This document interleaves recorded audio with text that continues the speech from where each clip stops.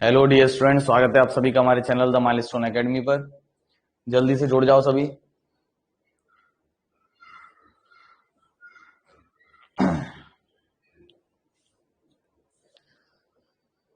और एक बार बताओ जरा, आवाज वगैरह सब क्लियर है?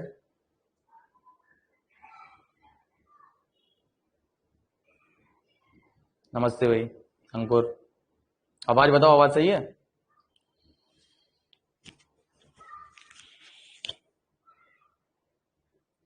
गुड इवनिंग भाई,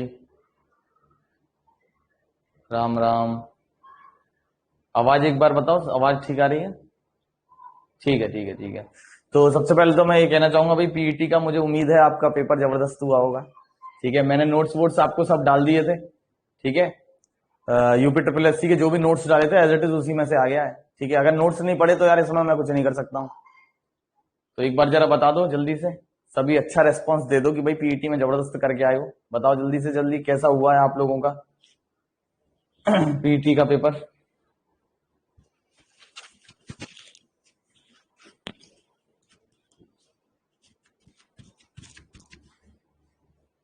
अच्छा हुआ है, गजब का पेपर हुआ, चलो बहुत बढ़िया, मस्त।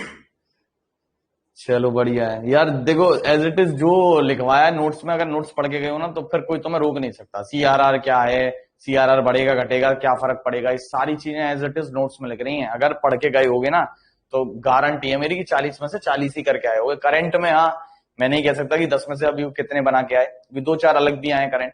ठीक है, सारे मेरे पढ़े हुए नहीं आए करंट में, लेकिन हाँ स्टैटिक वाला जो पार्ट आया और बाकी का जो आया है, ठीक है, उसमें भी वही आया। पहली शिफ्ट में थोड़े से करंट 3-4 अजीब से आए थे, लेकिन आज सेकंड शिफ्ट में तो 10 में से 8 करंट अफेयर वही हैं जो 2 केवल वीडियो लिए थे उसी में से हैं।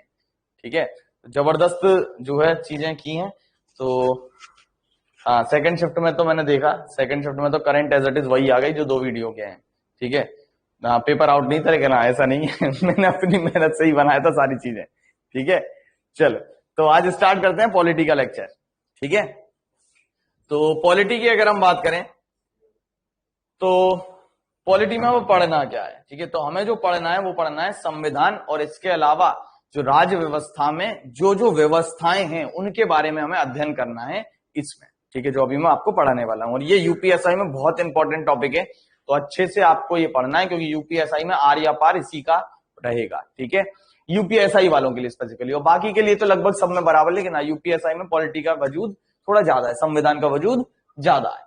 तो जैसा कि नाम है, पहले हम शुरुआत जो करेंगे वो संविधान से करेंगे। थोड़ी सी उसकी आपको मैं स्टोरी सुनाना चाहूंगा कि किस तरीके से हमारा संविधान बनना शुरू हुआ था, और फिर संविधान के बारे में अध्ययन करेंगे। और लास्ट में कुछ और टॉपिक्स रह जाते हैं पॉलिटी से रिलेटेड, वो चीजों का हम बाद में अध्ययन करेंगे। जैसे लोकसभा में कुछ चीजें होती हैं, राज्यसभा में कुछ चीजें होती हैं, उन सब के बारे में हम अलग से अध्ययन करेंगे। ठीक है, तो चलो, जैसा कि बात है संविधान कहते हैं, तो संविधान का मतलब होता है ऐसा विधान जो सब पर लागू हो, यानी देश को चलाने के लिए जो कानून बनाया जाता है उसको हम क्या कहते हैं, बेसिकली संविधान कहते हैं।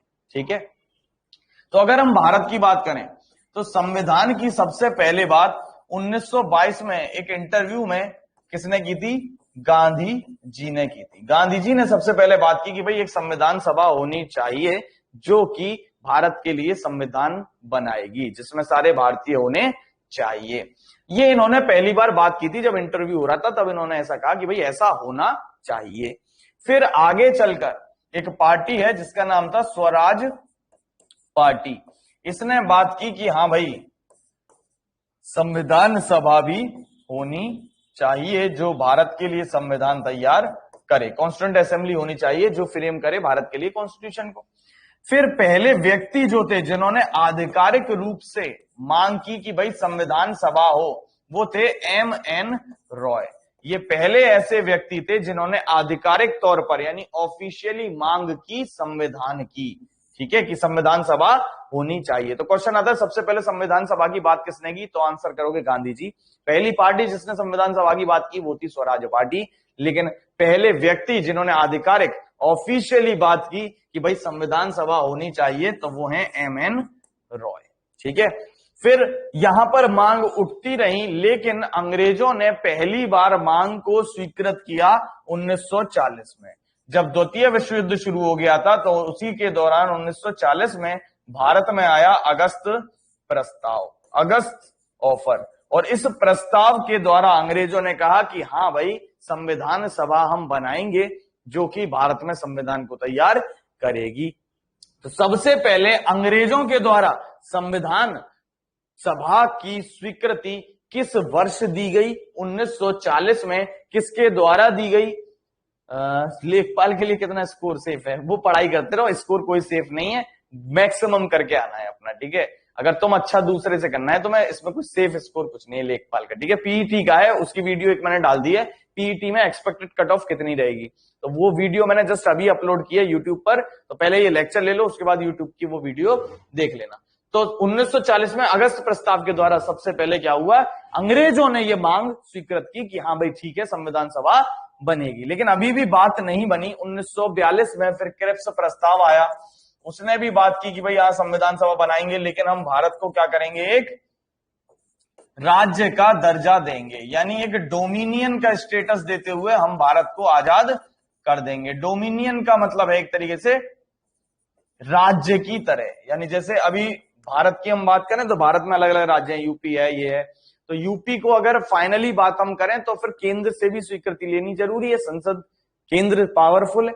तो वही चीज है यहाँ पर, इन्होंने हमें एक राज्य का दर्जा देने की बात की, तो ये भी हमारा प्रस्ताव नहीं माना। फिर 1946 में फाइनली भारत में आया कैबिनेट मिशन। कैबिनेट मिशन आया भारत में फाइनली 1946 में। कभी कभी महीना भी पूछ लेता है, तो मार्च 1946 में आया कैबिनेट मिशन, ठीक है। इस कैबिनेट मिशन में कुल 3 सदस्य थे, जिसमें से जो अध्यक्ष थे वो थे सर पैथिक लॉरेंस, ठीक है। जो अध्यक्ष थे वो थे सर पैथिक लॉरेंस, और 2 सदस्य इसमें और थे, एक थे एवी अलेक्जेंडर और एक थे स्टैफर्ड क्रिप्स। एवी अलेक्जेंडर और स्टैफर्ड क्रिप्स, ठीक है। तो इन 3 सदस्यों का एक दल भारत आया, जिस दल को हमने क्या नाम दिया, कैबिनेट मिशन। इसी कैबिनेट मिशन की सिफारिश पर भारत में संविधान सभा गठित करने की बात की, यानी किस तरीके से संविधान सभा बनाई जाए, गठित की जाए, फॉर्म की जाए, इसकी बात किसने की? इसकी बात की कैबिनेट मिशन ने। जिसके अध्यक्ष कौन थे? अच्छा, जिसके अध्यक्ष कौन थे कैबिनेट मिशन के? तो इसके चेयरमैन थे सर पैथिक लॉरेंस, ठीक है। इंग्लिश में भी लिख दे रहा हूं, ठीक है। चेयरमैन थे सर पैथिक लॉरेंस, ठीक है। तो जो फॉर्म हुई भारत में संविधान सभा, वो किसकी सिफारिश पर हुई? कैबिनेट मिशन की सिफारिश पर। तो इस संविधान सभा के जो चुनाव हुए वो हुए जुलाई 1946 में इसके चुनाव हुए, और एक अंतरिम सरकार बना दी गई, एक इंटरिम गवर्नमेंट बना दी गई, वो बना दी गई सितंबर 1946 में, ठीक है। बीच में एक सरकार बना दी हमने, इंटरिम गवर्नमेंट जिसको कहते हैं, यानी कि पूरी तरीके से नहीं कि काम चलाऊ सरकार चल जाए। कब बना दी हमने? वो सितंबर 1946 में। और जो चुनाव हुए थे संविधान सभा के, जो इलेक्शन हुए वो कब हुए? वो हुए जुलाई 1946 में। इसकी सारी थ्योरी अभी आपको आगे भी मिल जाएगी, ठीक है। प्रियंका टेंशन मतलब लिखी हुई है थ्योरी आगे, ठीक है। अभी बस मैं समझा रहा हूं इसलिए ऐसे लिखा रहा हूं, फिर बाद में पीपीटी में पूरी थ्योरी लिख रही है, ठीक है। फिर और आगे चलते हैं, तो फाइनली जब संविधान सभा गठित करने की बात आई तो उसमें बात आई कि टोटल सदस्य कितने होंगे, कुल मेंबर कितने होंगे। तो टोटल सदस्य होंगे 389, और इस 389 में से 296 सीट पर क्या होगा? चुनाव होगा, जिसमें से 292 तो राज्यों से आ जाएंगे, और 4 जो होंगे वो चीफ कमिश्नरी प्रांत से होंगे। यानी जो 4 जगह थी अंग्रेजों की, उनको कहते थे चीफ कमिश्नरी, यहां से आएंगी। 4 कौन कौन सी जगह थी? दिल्ली, बलूचिस्तान जो पाकिस्तान में पड़ता है, दक्षिण में कुर्ग था जो कर्नाटक में पड़ता है, और एक अजमेर वाला क्षेत्र, ठीक है। ये अभी आगे सब आपको मिल जाएगा, ठीक है। 296 में से 292 तो डायरेक्ट 292 तो राज्यों से आए, 4 चीफ कमिश्नरी से थे, और बाकी जो बचे, ठीक है, वो बचे सदस्य कहां से थे? शायद 93 बचेंगे, जहां तक है। तो जो बाकी बचे 93 सदस्य थे वो कहां से आए, वो आए देसी रियासतों से। उन्होंने रिप्रेजेंट किसको किया, जो देसी रियासतें थी, जो भारत में रियासतें बटी हुई थी, उन्होंने मनोनीत किया अपनी तरफ से सदस्यों को 93।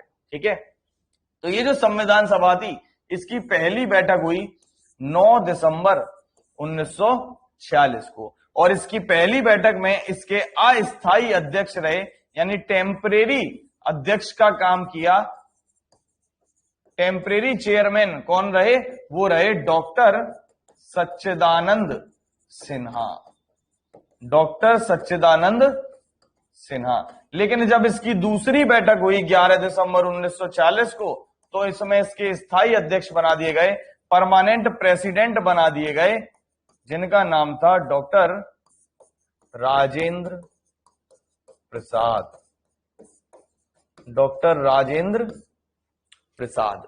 ठीक है, फिर इसकी अगली बैठक हुई 13 दिसंबर 1940 को, जिसमें जो जवाहरलाल नेहरू थे, इन्होंने एक प्रस्ताव सामने रखा जो कहलाता है उद्देश्य प्रस्ताव, ऑब्जेक्टिव रिजोल्यूशन, ऑब्जेक्टिव रिजोल्यूशन, कि किस तरीके से हमें संविधान पर काम करना होगा, किस तरीके से हम संविधान को बनाएं, क्या क्या संविधान में शामिल किया जाए, वो एक प्रस्ताव रखा जवाहरलाल नेहरू ने 13 दिसंबर 1940 को संविधान सभा के सामने। और इस प्रस्ताव को 22 जनवरी 1947 को पारित कर दिया संविधान सभा ने, कि संविधान सभा ने मोहर लगा दी कि हाँ, संविधान को अब हम बनाना शुरू कर देते हैं, किस आधार पर, जो उद्देश्य प्रस्ताव जवाहरलाल नेहरू ने प्रस्तुत किया। और आगे चलकर वही उद्देश्य प्रस्ताव जब संविधान बना तो संविधान की क्या बन गया, प्रस्तावना बन गया, प्रियम्बल बन गया, या इसको क्या कहते हैं, उद्देश्य का बन गया। ठीक है, क्वेश्चन आता है कि जो संविधान सभा में सदस्यों का निर्वाचन हुआ वो किस प्रकार हुआ था। तो संविधान सभा के सदस्यों का जो निर्वाचन हुआ वो किस प्रकार हुआ, तो निर्वाचन अप्रत्यक्ष रूप से हुआ था।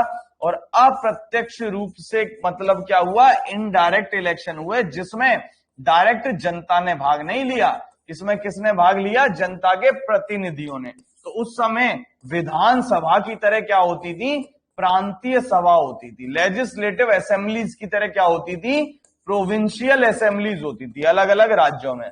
तो इन्हीं प्रांतीय सभा के सदस्यों ने भाग लिया, किसमें, इन्हीं प्रांतीय सभा के सदस्यों ने चुना संविधान सभा के सदस्यों को। तो इनडायरेक्ट इलेक्शन हुआ, जैसे कि आज होता है राज्यसभा के सदस्यों का। राज्यसभा के जो मेंबर्स होते हैं उनको एमएलए चुनते हैं, विधायक चुनते हैं, ऐसे उस समय इन सदस्यों को चुना प्रांतीय सभा ने। तो कैसे चुनाव हुआ था, अप्रत्यक्ष रूप से। किसने भाग लिया इन चुनावों में, जो प्रांतीय सभा के सदस्य थे उन्होंने भाग लिया, जैसे वर्तमान में एमएलए होते हैं इसी तरीके से। ठीक है, अब जब संविधान सभा बनी थी तो इसमें कुल महिलाएं कितनी थी, तो इसमें थी कुल महिलाएं 15, जिनमें से इकलौती मुस्लिम महिला जो थी उनका नाम पूछ लेता है। इनमें से इकलौती जो मुस्लिम महिला थी उनका नाम था बेगम एजाज रसूल।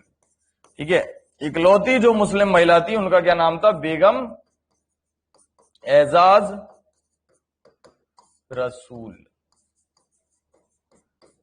ठीक है, अब हम और आगे चलते हैं। तो आगे चलकर बीच में पाकिस्तान विभाजन, भारत विभाजन की बात हो गई, पाकिस्तान बनाने की बात हो गई, जिस प्लान को कहा जाता है माउंटबेटन प्लान।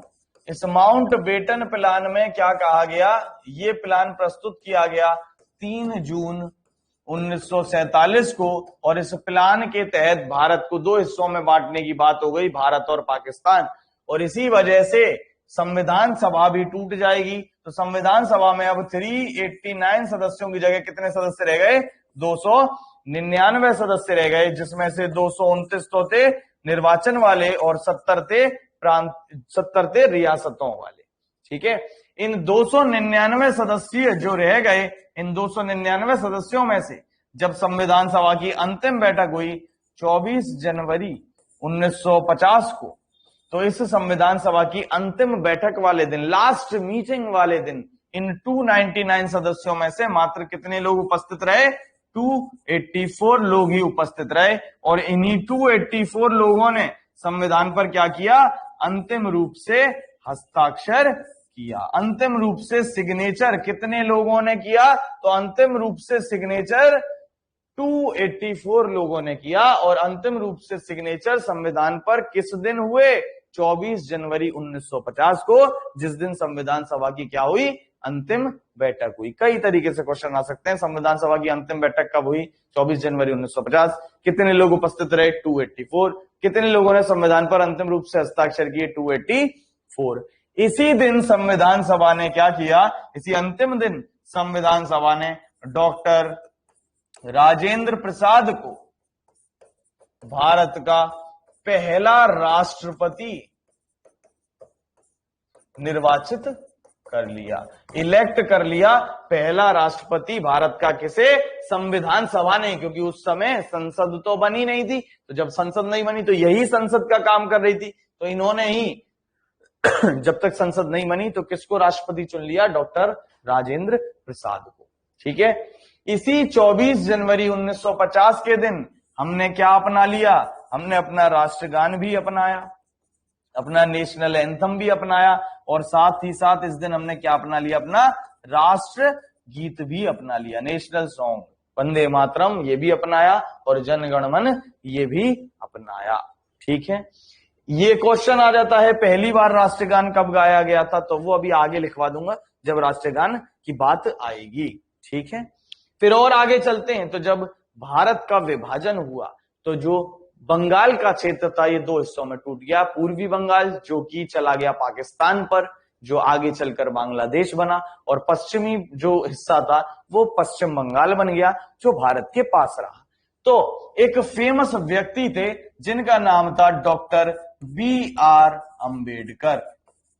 ये जो B.R. अम्बेडकर जी थे, इन्हें संविधान सभा में पहले तो चुना गया था बंगाल से, लेकिन आगे चलकर हुआ क्या, जब बंगाल विभाजन हो गया यानी भारत पाकिस्तान बंटना शुरू हुआ, तो भारत विभाजन के बाद ये वाला जो हिस्सा था जहां से ये चुने गए थे वो चला गया पाकिस्तान में। तो इन्हें दोबारा से चुना गया, कहां से, भारत विभाजन के बाद इन्हें दोबारा चुना गया मुंबई से। तो दो क्वेश्चन आते हैं कि डॉक्टर B.R. अम्बेडकर को संविधान सभा में कहां से चुना गया था, कहां से इलेक्ट किया गया था, तो वो किया गया था बंगाल में। लेकिन क्वेश्चन आता है विभाजन के बाद इन्हें कहां से सेलेक्ट किया गया, तो विभाजन के बाद इन्हें चुना गया था, निर्वाचित किया गया था मुंबई से। ठीक है, ये जो संविधान सभा थी इसके सलाहकार थे, ठीक है, संवैधानिक सलाहकार थे, कॉन्स्टिट्यूशनल एडवाइजर थे, जिनका नाम था कॉन्स्टिट्यूशनल एडवाइजर, जिनका नाम था B.N. राव। और यही पहले ऐसे व्यक्ति थे जिन्होंने क्या किया, जिन्होंने संविधान का पहला प्रारूप तैयार किया, यानी फर्स्ट ड्राफ्ट संविधान का किसने प्रिपेयर किया है। तो अक्सर क्वेश्चन में हम क्या लिख देते हैं, B.R. अम्बेडकर टिक कर देते हैं, लेकिन नहीं, अगर बात आती है कि पहला प्रारूप संविधान का किसने तैयार किया है, तो सबसे पहले जो संविधान का आधारभूत ढांचा बनाकर दिया था, यानी बेसिक जो संविधान बनाकर दिया था सबसे पहले, वो किसने बनाकर दिया था, B.N. राव ने बनाकर दिया था।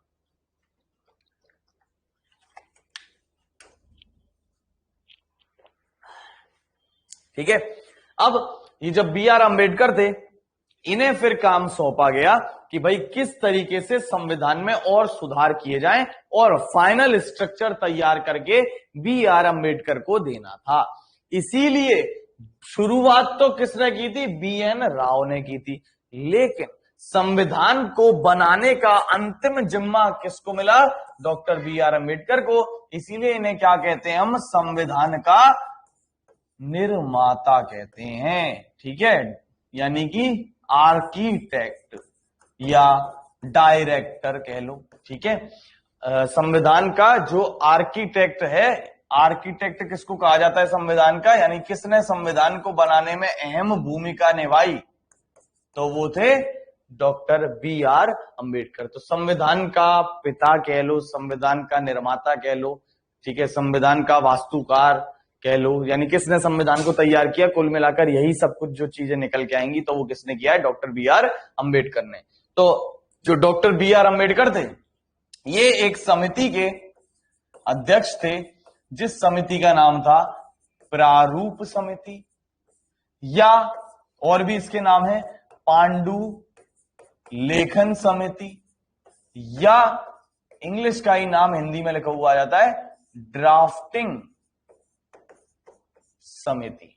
ठीक है, तो ड्राफ्टिंग कमेटी के अध्यक्ष थे कौन, डॉक्टर बी आर अंबेडकर। और बी आर अंबेडकर जी के अलावा इसमें 6 सदस्य और थे, यानी टोटल जो मेंबर्स थे प्रारूप समिति में वो कितने हो गए, तो वो थे 7, जिसमें से अध्यक्ष कौन थे, बी आर अंबेडकर। ये जो प्रारूप समिति थी इसका गठन हुआ, इसका फॉर्मेशन हुआ 29 अगस्त 1947 को। ठीक है, और इसी के बाद इन्होंने संविधान पर काम करना शुरू कर दिया। इसमें जो अन्य 6 मेंबर थे उनके भी नाम पूछ लेता है, तो वो 6 जो अन्य मेंबर थे वो आगे पीपीटी में लिखे हुए वहीं कर लेंगे। ठीक है, अब यहां अलग से नहीं लिख रहा।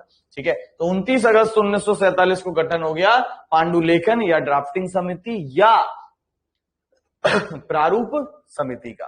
ठीक है, अब आगे जब हम चले हैं तो हमने क्या किया कि हमसे पहले बहुत सारे देश ऑलरेडी आजाद थे, तो हमने उन देशों का संविधान पढ़ा और जो जो चीजें हमें उनके संविधान से अच्छी लगी उनको हमने नोट डाउन करना शुरू कर दिया कि ये चीज भाई अच्छी है, ये चीज अच्छी है।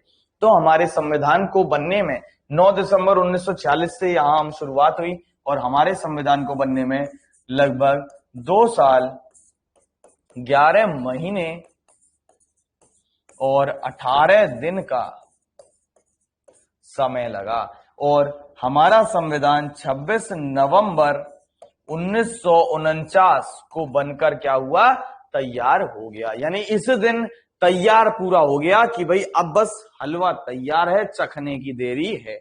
तो इस दिन हमारा संविधान बनकर पूर्ण रूप से तैयार हो गया। इसीलिए 26 नवंबर को हम क्या मनाते हैं, विधि दिवस मनाते हैं या संविधान दिवस के रूप में मनाते हैं। तो इस दिन हमारा संविधान बनकर तैयार हो गया था और तैयार हो गया तो इसी दिन हमने इसको क्या कर लिया, अपना लिया कि हाँ भाई अब ये फाइनल है, एडॉप्ट कर लिया। लेकिन हमने इस संविधान को पूर्ण रूप से जो लागू किया वो किया 26 जनवरी 1950 को। इस दिन हमने पूर्ण रूप से संविधान को क्या किया, लागू किया। तो बात आती है पूर्ण रूप से क्या किया, लागू किया, एनेक्ट किया। तो बात आती है ऐसा हमने क्यों किया, 2 महीने की देरी क्यों की। जब 26 नवंबर 1949 को बनकर तैयार हो गया था तो हमने इसी दिन क्यों नहीं संविधान को पूर्ण रूप से लागू कर दिया। इस दिन हमने मात्र संविधान के 15 अनुच्छेदों को, 15 आर्टिकल्स को ही लागू किया था, बाकी के लागू हमने 26 जनवरी 1950 को किए। तो ऐसा हमने क्यों किया, बात आती है ये। तो कोई आंसर करेगा जरा इसका कि ऐसा हमने क्यों किया था। एक आध बार शायद मैं बता भी चुका हूं आपको। हाँ भाई, कोई आंसर करेगा कि ऐसा हमने क्यों किया।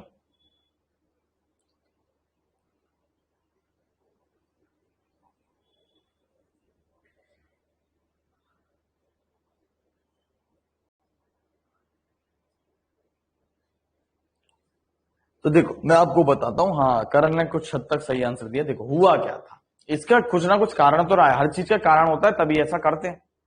तो इसका कारण क्या रहा था, देखो 1929 में कांग्रेस का एक अधिवेशन हुआ था लाहौर। ठीक है, 1929 में कांग्रेस का एक अधिवेशन हुआ था लाहौर में। ठीक है, और लाहौर मैंने आपको बताया था रावी नदी के किनारे है। तो इसी दिन यहां पर अध्यक्ष जो थे इस अधिवेशन के वो थे जवाहरलाल नेहरू। तो पहली बार 31 दिसंबर 1929 को तिरंगा फहराया गया। ठीक है, किस नदी के किनारे, रावी नदी के किनारे। कहां पर, लाहौर में। और इस तिरंगा को फहराया तो हमने अपने आप को क्या दर्शाया कि हम क्या हैं, बिल्कुल चिराग ने सही बोला कि हम क्या हैं, हमें आजाद। तो हमने क्या डिसाइड किया कि आज तो हमने तिरंगा फहरा लिया, अब हम क्या करेंगे, अगले साल से हर 26 जनवरी को 1930 से क्या किया करेंगे, तिरंगा फहराया करेंगे, यानी कि स्वाधीनता या स्वतंत्रता इंडिपेंडेंस डे मनाया करेंगे। 1930 में ये डिसाइड किया था 26 जनवरी को। अब हमारा इंडिपेंडेंस डे तो कब शिफ्ट हो गया, 15 अगस्त को शिफ्ट हो गया ना, 1947 में आजाद हो गए, तो हमारा इंडिपेंडेंस डे स्वतंत्र दिवस हो गया 15 अगस्त को। लेकिन ये वाली जो डेट थी ये रह गई खाली, जो कि हमारे लिए काफी इंपॉर्टेंट थी। तो इसीलिए आगे चलकर हमने संविधान को 26 नवंबर को ना लागू करते हुए किस डेट में लागू कर लिया, 26 जनवरी को लागू कर लिया, जिससे कि हमें ये डेट हमेशा याद रहे। ठीक है, तो आजादी से पहले हम 26 जनवरी को आजादी की तरह ही मनाते थे, लेकिन आजादी के बाद फिर 1950 से हमने 26 जनवरी को कैसे मनाना शुरू कर दिया कि हमारा संविधान लागू हो गया, गणतंत्र दिवस के रूप में लागू मनाना शुरू कर दिया, रिपब्लिक डे के रूप में मनाना शुरू कर दिया। ठीक है, तो ये जो थ्योरी है इसी को थोड़ा सा लिखित में और देख लेते हैं, जो पीडीएफ में लिखी हुई है। ये तो पूरी मैंने आपको अभी कहानी सुना दी। अच्छा, इसमें एक दो क्वेश्चन ये भी आ जाते हैं कि ये जो संविधान था, इस संविधान की जो मूल प्रति थी, ओरिजिनल कॉपी थी, इसको एक व्यक्ति ने अपने हैंड से लिखा, बहुत अच्छी राइटिंग में लिखा, तो उस व्यक्ति का नाम पूछ लेता है। ठीक है, तो ऐसा व्यक्ति जिसने संविधान को लिखा है अपने हाथों से, तो संविधान को लिखने वाला जो व्यक्ति है उसका नाम पूछ लेता है। ठीक है, तो उसमें सारे भगवानों के नाम आ जाएंगे, कृष्ण जी के जो डिफरेंट डिफरेंट अवतार हैं वो सब आ जाएंगे। तो उसका नाम है प्रेम बिहारी नारायण राय ज्यादा। ठीक है, इनके द्वारा जो संविधान की मूल प्रति थी उसको लिखा गया था। इसके अलावा इनके अलावा दो व्यक्ति और थे जिन्होंने संविधान की डिजाइन तैयार की, यानी किस तरीके से इसे लिखा जाएगा, मैनर क्या होगा, आउटलाइनिंग क्या होगी। संविधान की जो मूल प्रति है ना, उस पर फोटो वगैरह भी लगे हुए हैं, अलग अलग पेजों पे अलग अलग फोटो वगैरह भी मिलते हैं हमें। ठीक है, तो ये जो दो व्यक्ति थे जिन्होंने डिजाइन तैयार की, वो कौन से दो व्यक्ति थे, एक का नाम था बियोहर सिन्हा और एक का नाम था नंद लाल बोस। ठीक है, तो अगर क्वेश्चन में आता है कि किसने संविधान को लिखा है तो आंसर टिक करना है ये, लेकिन पूछता है कि संविधान की डिजाइन किसने तैयार की है तो आंसर करना है ये। ठीक है, तो इसकी थोड़ी सी थ्योरी देख लेते हैं। तो जैसा कि मैंने कहा था कि सबसे पहले अगर बात करें कि संविधान सभा की बात किसने की कि भाई एक संविधान सभा होनी चाहिए, तो वो सबसे पहले बात किसने की, गांधी जी के द्वारा की गई। ठीक है, सबसे पहले बात किसने की, गांधी जी ने की। संविधान की अगर हम बात करें कि पहली आधिकारिक मांग किसने की, यानी ऑफिशियली डिमांड किसने की, तो वो की थी एमएन रॉय ने। और अगर पार्टी पूछ ले तो वो पार्टी है स्वराज पार्टी। ठीक है, अंग्रेजों ने कब स्वीकृत किया कि भाई संविधान सभा को हाँ हम बनाएंगे भारतीयों के लिए, तो वो किया 1940 में अगस्त प्रस्ताव के द्वारा। लेकिन फाइनली जब भारत में संविधान सभा बनी तो वो किसकी सिफारिश पर बनी, वो बनी 1940 में, जो कैबिनेट मिशन आया था इसकी सिफारिश पर। ठीक है, कैबिनेट मिशन में मैंने बताया आपको कितने सदस्य थे, 3 सदस्य थे, जिसके जो अध्यक्ष थे वो थे पैथिक लॉरेंस, यानी जो चेयरमैन थे वो थे पैथिक लॉरेंस, और जो अन्य 2 सदस्य थे वो थे एवी अलेक्जेंडर और स्टैफर्ड क्रिप्स। ठीक है, 1940 में इसी संविधान सभा की सिफारिश, जो कैबिनेट मिशन था उसी की सिफारिश पर 1940 जुलाई में क्या हुए, संविधान सभा के चुनाव हुए। सीए मतलब कॉन्स्टिट्यूएंट असेंबली, संविधान सभा। ठीक है, इसके चुनाव हुए और एक अंतरिम सरकार बनाई गई, इंटरिम गवर्नमेंट बनाई गई, जिसमें कुछ समय के लिए टेम्परेरी रूप से मंत्री बना दिए गए सितंबर 1946 में। जो संविधान सभा थी इसकी पहली बैठक हुई 9 दिसंबर 1946 को, जिसमें इसके अस्थायी अध्यक्ष यानी टेम्परेरी प्रेसिडेंट कौन रहे थे, वो रहे थे डॉक्टर सच्चिदानंद सिन्हा। ठीक है, मुस्लिम लीग ने क्या किया था, ये जो पहली बैठक हुई थी इसका बहिष्कार किया था। ठीक है, कभी कभी ये भी पूछ लेता है कि पहली बैठक में कितने लोग शरीक हुए, तो वो हुए थे 207 लोग। ठीक है, 207 लोग पहली बैठक में आए थे।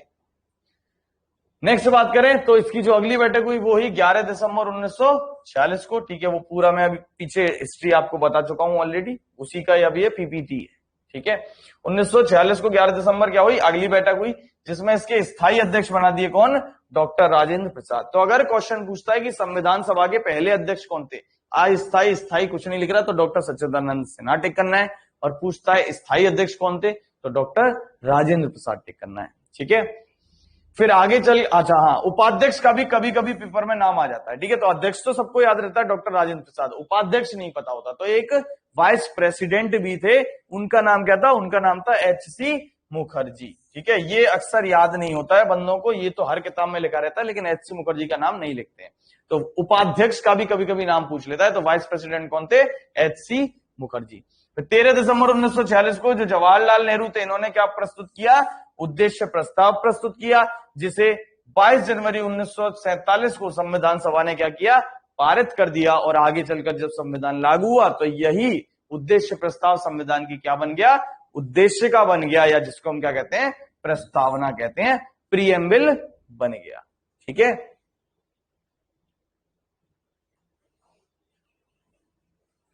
अच्छा, बहिष्कार कैसे लिखेंगे, जितना मुझे लग रहा है तो ऐसे ही लिखेंगे बहिष्कार, ठीक है, ऐसे लिखा जाएगा।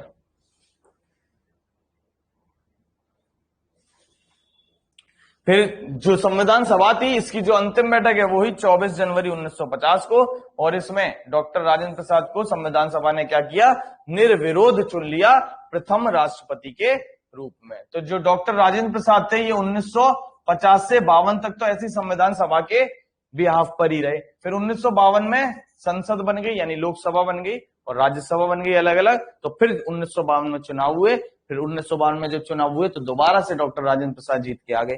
फिर 1957 में फिर चुनाव हुए, फिर ये जीत के आ गए। तो ये जो डॉक्टर राजेंद्र प्रसाद हैं, ये इकलौते ऐसे राष्ट्रपति हैं जिन्होंने एक से ज्यादा बार राष्ट्रपति का चुनाव जीता है, वरना बाकी जितने भी राष्ट्रपति हैं वो एक ही बार पद पर रहे, लेकिन ये इकलौते ऐसे राष्ट्रपति रहे जो एक से ज्यादा बार पद पर रहे हैं।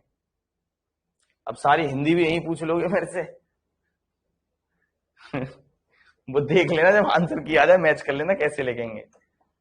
चलो, अगर बात आती है कि 24 जनवरी 1950 की, तो मैंने बताया था इस दिन हमने राष्ट्रपति के रूप में भी चुना, अंतिम बैठक भी हुई थी। साथ ही साथ 24 जनवरी 1950 को हमने क्या किया था, अपना राष्ट्रगान भी अपनाया था और राष्ट्र गीत भी अपनाया था। क्वेश्चन आ जाता है कि हमने पहली बार राष्ट्रगान कब गाया था, तो 1911 में महारानी आई थी भारत में, तब इसके उपलक्ष्य में गाया गया था 27 दिसंबर 1911 को, ठीक है। 27 दिसंबर 1911 को कांग्रेस के कलकत्ता अधिवेशन में, कांग्रेस के कलकत्ता अधिवेशन में, कलकत्ता सेशन में पहली बार हमने क्या किया था, राष्ट्रगान को गाया था, ठीक है। तो ये क्वेश्चन आ जाता है कभी कभी, डेट याद रखना 1911 27 दिसंबर, ठीक है। और कांग्रेस का कौन सा अधिवेशन था, कलकत्ता सेशन था, ठीक है। इसमें पहली बार हमने क्या किया, राष्ट्रगान को गाया था। अच्छा, राष्ट्रगान से रिलेटेड भी क्वेश्चन आ जाते हैं, तो जरा आप ही आंसर करो, क्योंकि राष्ट्रगान तो यार पता होना चाहिए, ठीक है। तो बताओ जरा, राष्ट्रगान कितने सेकंड में गाया जाता है, 2-3 क्वेश्चनों के आंसर करो जरा। राष्ट्रगान कितने समय में गाया जाता है? अब आप कहो कि मैं तो 1 घंटे में भी गा लूंगा, तो वो नहीं, जनरल एक है कि इतने सेकंड में खत्म हो जाता है, ठीक है। तो कितने समय में गाया जाता है राष्ट्रगान?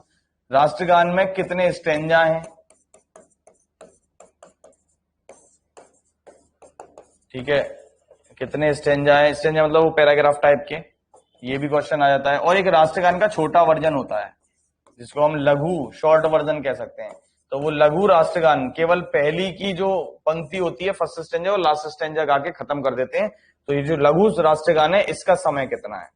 ये तीनों क्वेश्चन अलग अलग आ जाते हैं, राष्ट्रगान से रिलेटेड है, बताओ जरा तीनों का आंसर। हाँ, 52, 5 और 20, ठीक है ना। तो इसमें 52 सेकंड में हो जाता है, ठीक है। इसमें जो स्टेंजा है वो है 5, और पहला और आखिरी गा के खत्म कर देते हैं हम कितने में, 20 सेकंड में, वो लघु का टाइमिंग रहता है, ठीक है। तो ये भी क्वेश्चन कभी कभी आ जाते हैं ऐसे भी, ठीक है। तो जैसा कि मैंने बताया संविधान सभा में कुल कितने सदस्य थे, 389 सदस्य थे। और इन 389 सदस्यों को चुना कैसे गया था, तो चुना गया था अप्रत्यक्ष चुनाव के द्वारा। इन 389 में से जो 292 सदस्य थे, ठीक है, वो कहां से आए, वो आए विभिन्न प्रांतीय सभा के सदस्यों के द्वारा, जैसे हम वर्तमान में एमएलए चुनते हैं राज्यसभा के सदस्यों को, उनके द्वारा। ठीक है, जो 93 सदस्य थे ये आए विभिन्न रियासतों को जिन्होंने रिप्रेजेंट किया। ठीक है, जो हमारी रियासतें थी 562 उन्होंने रिप्रेजेंट किया। और जो 4 सदस्य थे ये मुख्य आयुक्तों से आए थे, चीफ कमिश्नरी प्रांतों से आए थे। 4 चीफ कमिश्नरी प्रांत कौन थे, उनके नाम भी आ जाते हैं पेपर में, तो वो थे दिल्ली, अजमेर, मारवाड़, कुर्ग जो कि कहां पड़ता है, कर्नाटक में, और ब्रिटिश बलूचिस्तान। ठीक है, ये 4 चीफ कमिश्नरी से आए थे। ठीक है, तो टोटल 389 सदस्य थे। फिर मैंने बताया कि अगर मैं बात करूं विभाजन के बाद, तो विभाजन के बाद सदस्यों की संख्या घटकर कितनी रह गई, 299 रह गई थी, जिसमें से 229 तो ब्रिटिश भारतीय प्रांतों से थे और बाकी 70 जो थे वो रियासतों से थे। संविधान सभा के जो संवैधानिक सलाहकार थे उनका नाम बताया मैंने, BN राव थे, और यही पहले ऐसे व्यक्ति थे जिन्होंने संविधान का पहला प्रारूप तैयार किया था। यानी सबसे पहले जो संविधान बनाकर दिया वो किसने दिया, तो वो दिया था इन्होंने। किसमें इलाहाबाद नहीं है, योगेंद्र क्या क्वेश्चन है पूरा बता जरा। ठीक है, संविधान सभा में कुल महिलाएं कितनी थी, 15 महिलाएं थी। ठीक है, और इकलौती मुस्लिम महिला का नाम पूछ लेता है तो वो थी बेगम एजाज रसूल। ठीक है, जो संविधान था हमारा इसको बनने में कितना समय लगा, 2 साल 11 महीने और 18 दिन का समय लगा था। ठीक है, जो संविधान सभा की कुल बैठक हुई वो कितने दिन हुई, ऐसा नहीं कि 2 साल 11 महीने और 18 दिन डेली बैठते थे, तो कुल जो बैठक हुई है टोटल वो कितने दिन हुई है, 165 दिन में हुई है। और जो टोटल इसमें सत्र चले, सेशन जो चले वो चले 11। ठीक है, जैसे आपके स्कूल वगैरह में भी सेशन होते हैं कि अभी पर्टिकुलर 2 महीने 3 महीने का चला, फिर बीच में गैप हो गया, फिर दोबारा से शुरू हुआ, तो इस तरीके से कितने सत्र चले हैं, 11 सत्र चले हैं। कुल कितने दिन बैठक चली, 165 दिन। और इन 165 दिनों में से कुल 114 दिन क्या हुआ, जो संविधान का हमने प्रारूप तैयार किया था उस पर बहस हुई है कि क्या क्या परिवर्तन करने चाहिए। ठीक है,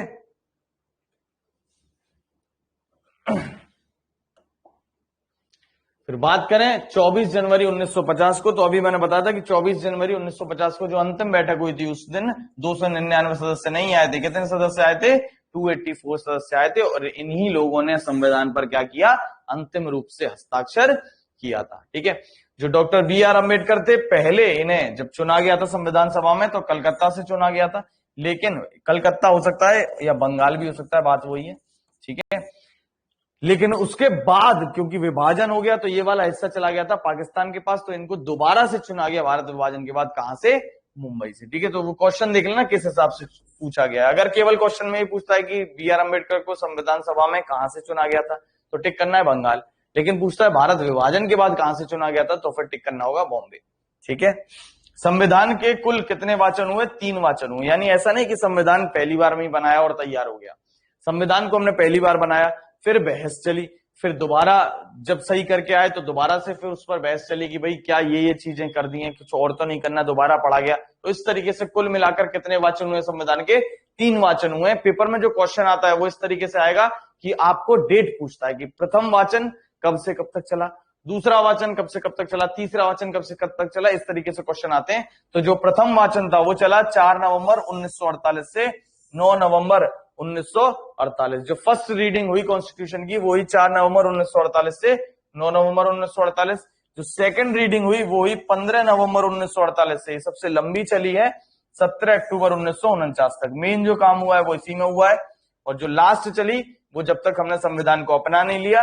तो तीसरा जो वाचन था वो 14 नवंबर 1949 से 26 नवंबर 1949 तक चला। और इसी दिन हमने क्या किया, संविधान को अपना लिया कि हाँ भाई अब बनकर ये ठीक से तैयार हो चुका है।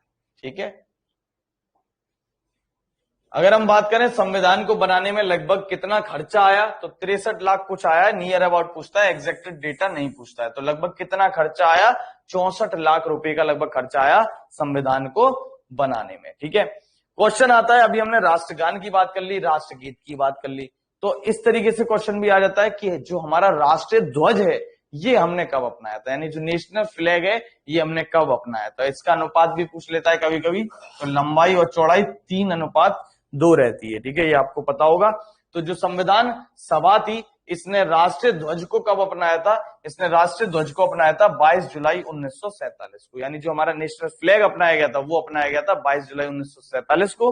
और राष्ट्रीय ध्वज में भी क्वेश्चन आ जाते हैं, वो जो बीच में चक्र है, इस चक्र में तीलियां हैं, स्पोक्स हैं, ये कितनी है, ये क्वेश्चन आ जाता है। तो ये तीलियों की संख्या कोई बताया कितनी है, हाँ तो वो है 24, वेरी गुड, ठीक है, इन तीलियों की संख्या पूछ लेता है 24। और ये जो लिया गया है चक्र, ठीक है, ये धर्म को रिप्रेजेंट करता है, ठीक है, धर्म चक्र है ये, जो हमारा सारनाथ में बुद्ध से रिलेटेड है, धर्म चक्र प्रवर्तन, ठीक है, उसको ये दर्शाता है। तो अगर हम बात करें जो संविधान सभा थी तो इसने राष्ट्रीय ध्वज को कब अपनाया, तो वो अपनाया 22 जुलाई 1947 को। इसी में अभी पीईटी में भी क्वेश्चन आया था, हिंदी दिवस वाला पूछा था, तो वो यहीं से आया है। इसी संविधान सभा ने 14 सितंबर 1949 को हिंदी को किसके रूप में चुना, आधिकारिक भाषा के रूप में चुना था। और इसीलिए हम हर साल 14 सितंबर को क्या मनाते हैं, हिंदी दिवस मनाते हैं, राष्ट्रीय भारत वाला। एक अंतरराष्ट्रीय हिंदी दिवस भी होता है, वो बताएगा जरा कोई कि कब मनाते हैं। इंटरनेशनल हिंदी डे वो कब मनाते हैं, अंतरराष्ट्रीय हिंदी दिवस 10 जनवरी को मनाते हैं, वेरी गुड, 10 जनवरी, ठीक है। तो जो डॉक्टर BR अम्बेडकर थे, ये मसौदा समिति या प्रारूप समिति या पांडुलेखन समिति, ड्राफ्टिंग कमेटी, इसके अध्यक्ष थे, चेयरमैन थे।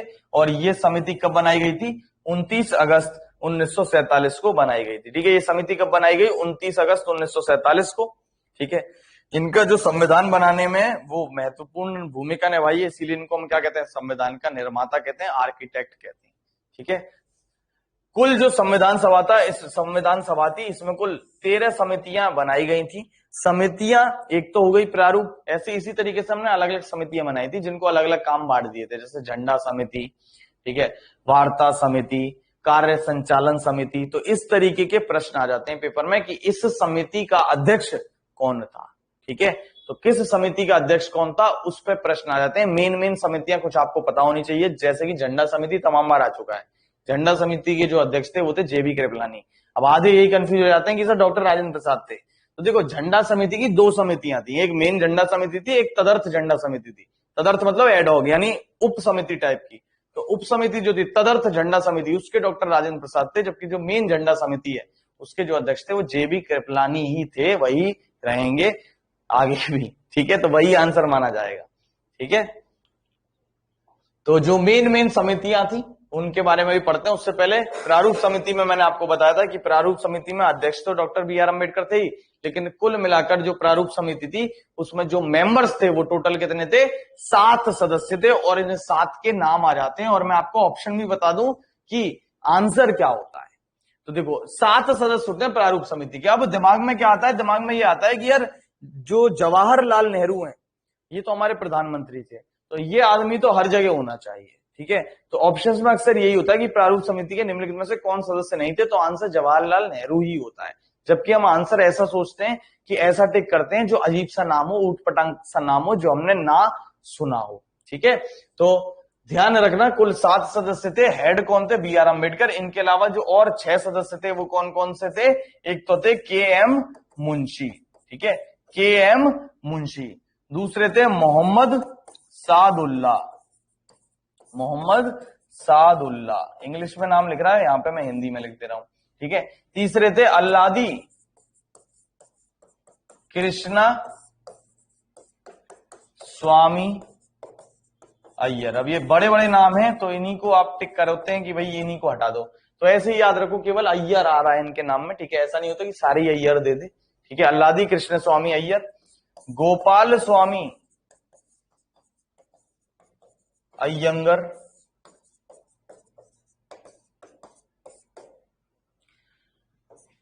BL मित्तर, ठीक है। मित्तर भी आ सकता है लिखा हुआ, मिट्टल भी आ जाता है, वो बात वही है, ठीक है। वो हिंदी और इंग्लिश का फर्क पड़ जाता है, ठीक है। तो BL मित्तर या मिट्टल, और लास्ट जो है वो थे DP खेतान, इधर ही लिख दे रहा हूं, DP खैतान। अब ये जो लास्ट के नीचे के दो हैं, बीआर मिट्टर और डीपी खैतान, ये एक इनमें से मर गए थे, एक हो गए थे बीमार, तो ये दोनों पद से हट गए और इन दोनों की जगह दो नए व्यक्ति आए थे, उनके भी नाम आ जाते हैं। तो जो दो नए व्यक्ति आए वो कौन कौन आए थे? इनकी जगह आए एन माधवराव और इनकी जगह आए थे टीटी कृष्णामाचारी। तो ये भी नाम आ जाते हैं कि कौन से दो नए सदस्य बाद में बने थे, तो वो बने थे एन माधवराव और टीटी कृष्णामाचारी। और पूछ लेता है कौन से दो सदस्य हट गए थे, तो वो हो जाएंगे बीआर मिट्टर और डीपी खैतान। ठीक है। जो मेन समितियां थी संविधान सभा में, उनके अध्यक्षों के नाम पूछ लेता है, जैसे कि मैंने आपको बताया था। तो पहली समिति थी प्रारूप समिति, इसके अध्यक्ष कौन थे? तो ये तो अभी बताए कौन थे, बीआर अंबेडकर। ठीक है। एक थी संघ संविधान समिति, जहां पर भी संघ वगैरह का नाम आ जाता है वहां पर हेड कौन रहेंगे? जवाहरलाल नेहरू ही रहेंगे। ठीक है। तो इसके जो अध्यक्ष थे वो थे जवाहरलाल नेहरू। एक समिति थी संघ शक्ति समिति, तो वही संघ आ रहा है नाम में, जवाहरलाल नेहरू। ये वाला क्वेश्चन इंपॉर्टेंट है, अक्सर पेपर में आता है। मूल अधिकार समिति के अध्यक्ष कौन थे? तो मूल अधिकार और अल्पसंख्यक समिति बनाई गई थी, माइनॉरिटीज कमेटी बनाई गई थी, जिसके हेड थे सरदार पटेल। ये जब आगे मैं आपको मूल अधिकार पढ़ाऊंगा तब भी इसका उल्लेख आएगा। एक मूल अधिकार की उप समिति भी बनाई गई थी, इसके जो अध्यक्ष थे वो थे जेबी कृपलानी। ठीक है, ध्यान रखना ये मेन है और ये उप समिति है, यही कंफ्यूजन झंडा समिति में भी होता है। नेक्स्ट है प्रोविंशियल कमेटी, प्रांतीय समिति, यानी विभिन्न प्रांतों को मिलाने की जिम्मेदारी। तो एकता की बात करते हैं हम, राष्ट्रीय एकता दिवस कब होता है जरा बताओ? नेशनल यूनिटी डे, राष्ट्रीय एकता दिवस कब होता है? सरदार पटेल को जिम्मेदारी थी विभिन्न प्रांतों को मिलाने की, इस वजह से एकता दिवस इनके, हाँ बिल्कुल 31 अक्टूबर को। ठीक है। इसके अलावा एक है प्रक्रिया समिति, प्रोसीजर कमेटी, इसके थे डॉक्टर राजेंद्र प्रसाद। एक समिति थी वार्ता समिति, डिस्कोर्स कमेटी, इसके भी डॉक्टर राजेंद्र प्रसाद। झंडा समिति, ये भी बहुत इंपॉर्टेंट है, बार बार आती है पेपर में, इसके अध्यक्ष थे जेबी कृपलानी। एक है तदर्थ झंडा समिति, एडहॉक फ्लैग कमेटी, इसके थे डॉक्टर राजेंद्र प्रसाद। ठीक है, इसको याद रखना। Function of the constituent assembly, कामकाज के लिए एक संविधान सभा की समिति बनाई गई थी, जिसके अध्यक्ष थे जीवी मावलंकर। और इनकी खास बात है कि ये लोकसभा के पहले अध्यक्ष रहे एक तो, ठीक है, पहले स्पीकर रहे लोकसभा के। और इनकी खास बात यह है कि इन पर महाभियोग लाया गया था। तो क्वेश्चन ऐसे भी आता है, पहले अध्यक्ष जिन पर महाभियोग लाया गया, तो वो पहले ही है जीवी मावलंकर, और वैसे भी पहले लोकसभा अध्यक्ष ये रहे हैं। ठीक है। नेक्स्ट है कार्य संचालन समिति, ऑर्डर ऑफ बिजनेस कमेटी, इसके अध्यक्ष थे के एम मुंशी। और लास्ट समिति है लैंग्वेज की, भाषा समिति, तो इसके थे मोटूरी सत्यनारायणन। ठीक है, मोटूरी सत्यनारायणन। तो ये मेन समितियां थी जहां से पेपर में प्रश्न आते हैं। ठीक है, तो आज के लिए इतना ही रखते हैं, ये था पहला लेक्चर। ठीक है, संविधान का नेक्स्ट लेक्चर में जब मिलेंगे तो पढ़ेंगे कि हमने किस देश से क्या लिया है और संविधान कितना बड़ा क्या चीज रही। ठीक है, तो आज के लिए इतना ही रखते हैं। इसमें कोई भी डाउट हो तो वो मेरे से पूछ लेना। ठीक है, कोई भी किसी भी प्रकार का कोई डाउट हो तो वो मेरे से पूछ लेना। रीजनिंग की क्लास, बेटा रीजनिंग की क्लास का ऐसा सीन है कि सर की असल में बहुत ज्यादा तबीयत खराब चल रही है। ठीक है, गला पूरा सर का चौक है। ठीक है, कहो तो मैं उनकी आवाज भी आपको सुनवा दूं अगर आपको बिलीव ना हो रहा हो तो। ठीक है, सर यहीं पर आराम कर रहे हैं, लेटे हुए गोली वगैरह खा के। थोड़ा सा सर को वायरल चल रहा है इस समय, आप भी थोड़ा सा सुरक्षित रहें। तो सर को हल्का सा फीवर सा वायरल सा आ गया था और गला भी काफी बैठ गया है, तो इस वजह से सर अभी क्लास ले नहीं पाएंगे। ठीक है, हाँ, तो आज नहीं ले पाएंगे, कल ले लेंगे लेकिन सर। ठीक है, अभी स्ट्रेप्सिल्स और ये सब खा रहे हैं, स्वालिन स्ट्रेप्सिल्स यही खा रहे हैं सुबह से। ठीक है, तो थोड़ा बहुत बोल पा रहे हैं। ठीक है, तो वो आज तो क्लास नहीं ले पाएंगे, हाँ लेकिन कल वल आपकी क्लास ले लेंगे।